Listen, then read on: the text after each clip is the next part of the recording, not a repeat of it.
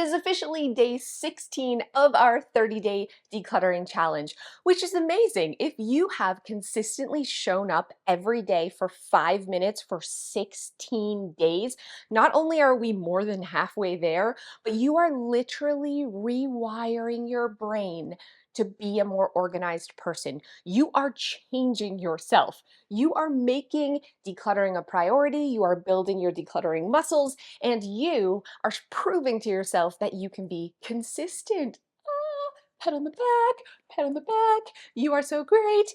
Today, we are decluttering the junk drawer. And usually I say, don't make a mess, don't take everything out. We are actually going to take everything out today, but we're going to do it in under 5 minutes. So you ready to set your timer? Okay, friends, on your mark, get set, let's start decluttering. 5 minutes. It always seems like an eternity, right? We could do 5 minutes. We could do anything for 5 minutes. My junk drawer I declutter pretty often, but that does not stop it from being a hot mess sandwich. It's a full disaster up in here. So I'm going to quickly take everything out, and then we're going to make decisions like, do we actually use this? Is this where this belongs? We have to find at least 5 things to leave, but what's normally going to happen is you're going to find a lot of things that just don't belong in the junk drawer. This is where we toss stuff because we're lazy. So get those things out, put them somewhere where they do belong, like all this belongs in the home bin, and then make tough decisions on things that can go. You know what's funny? We have all these writing things, pens and not pens, highlighters and like random markers, not one pen in the junk drawer. And most of these markers are dead. So the truth is, the markers are just going. I mean, my kids are old. We're not coloring anymore. Why do I have all these markers? I also got like a writing thingamer-doodly with these erasable chalk markers. I no longer use that. These can go as well. So you guys, I am almost over. Highlighters, they can go in the office. I'm almost over my 5 things already. Dry erase marker. I would never think to look for it in here. So these are also going to go in the office. Do I even own a dry erase board? No. Why do I don't need them. I don't even have a dry erase board. And yet I'm worried about where I'm going to put my dry erase markers that I'll write on for nothing. This is so stupid. These are all going like dumb, Cass. Be smarter. A fidget? What? That's weird. That's going. More pens to nothing. Okay, and what is this? Oh, I know what this is. This is staying. The quarter is going. All these chip clips.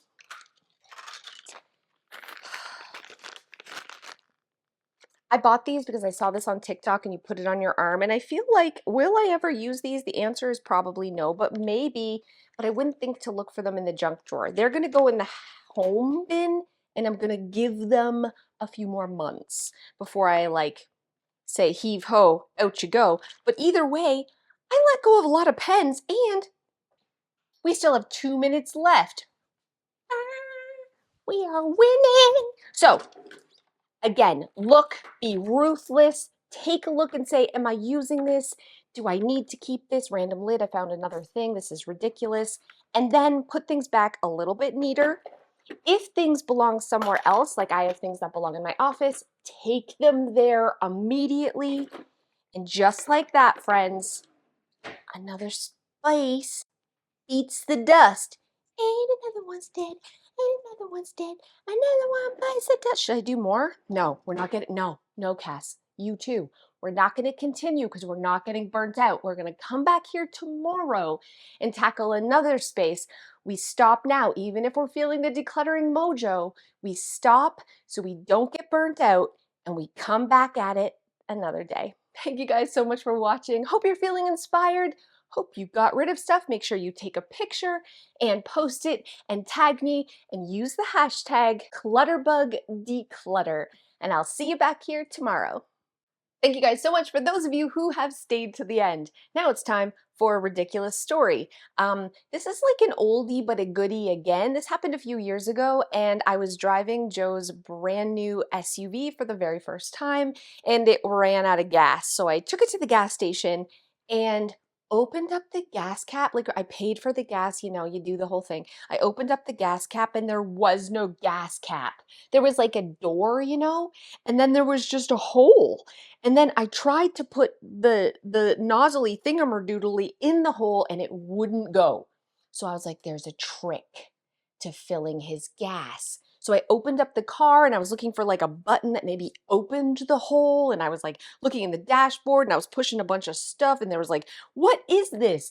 And then I went back to the gas and I looked at the door of the gas cap and there was like a picture of a funnel located in the back bumper or something, and I'm like, this seems complicated, but okay.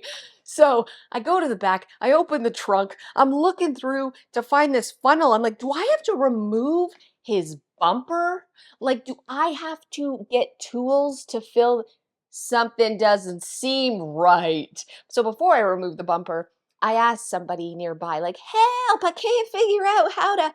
And the guy came over and he's like, oh yeah, the new vehicles don't have gas caps. You just push it really hard in the hole. And he did it, and I filled it up with gas after spending a good 10 minutes trying to find some secret hidden button, okay? Filled it up and went home. About an hour later, I got a knock on the door, and it was a cop. If you know my past, my first thought was, they're here to take me away. That was not it. He said, hi, I'm just here doing a survey to see how you like your new SUV. And I was like, oh, that's nice. Actually, it's not mine, it's my husband's. And he just was like, oh, lady, no. When you get gas, you gotta pay for it. And I was like, what? He's like, you stole gas. I said, no, I paid for it. He said, yeah, but it times out after 5 minutes, and I watched the video twice. It took you 15 minutes? And he started laughing. Apparently, like, they brought in people who were also laughing at me trying to take apart the SUV. It was a big joke at the police station. Look at the moron who can't pump gas.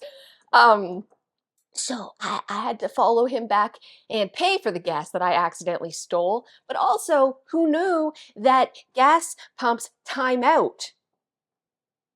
And I stole some gas. Anyways, that was embarrassing. Thanks so much, and I'll see you guys next time.